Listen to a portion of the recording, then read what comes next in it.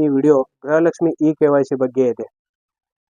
ನಡೀರಿ ವಿಡಿಯೋವನ್ನು ಮುಂದುವರಿಸೋಣ. ಸ್ನೇಹಿತರೆ, ಈಗ ಬಹಳಷ್ಟು ಸಮಸ್ಯೆ ಇ KYC ಬಗ್ಗೆ ಮತ್ತು ಗೊಂದಲ ಬಹಳಷ್ಟು ಜನರಿಗೆ, ಸಾರ್ವಜನಿಕರಲ್ಲಿ ಒಂದು ಗೊಂದಲದ ಕೆಲವೊಂದಿಷ್ಟು ವಾತಾವರಣ ಮೂಡಿದಂತಾಗಿದೆ. ಏನಪ್ಪಾ ಅಂತಂದ್ರೆ, ನಮ್ಗೆ ದುಡ್ಡು ಬರ್ತಾ ಇದ್ದಾವೆ, ಆದ್ರೂ ನಾವು ಇ KYC ಮಾಡ್ಬೇಕಂತೇಳಿ ಬಹಳಷ್ಟು ಜನ ನನಗೆ ಕಾಲ್ ಮಾಡ್ತಾ ಇದ್ದಾರೆ, ಕಮೆಂಟ್ ಮಾಡ್ತಾ ಇದ್ದಾರೆ.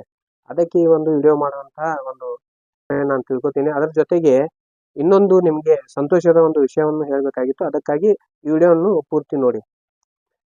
ಏನಪ್ಪಾ ಅಂತಂದ್ರೆ ಸ್ನೇಹಿತರೆ, ವೀಕ್ಷಕರೇ, ಇವತ್ತು ಇ KYC ನಿಮ್ಗೆ ಈ ಗೃಹಲಕ್ಷ್ಮಿಯ ದುಡ್ಡು ಬರ್ತಾ ಇದೆ ಅಂತಂದ್ರೆ, ನಿಮ್ ಬ್ಯಾಂಕ್ ಅಕೌಂಟ್ಗೆ ಜಮಾ ಆಗ್ತಾ ಇದೆ ಅಂತಂದ್ರೆ ಅದಕ್ಕೇನು ಸಮಸ್ಯೆ ಇಲ್ಲ.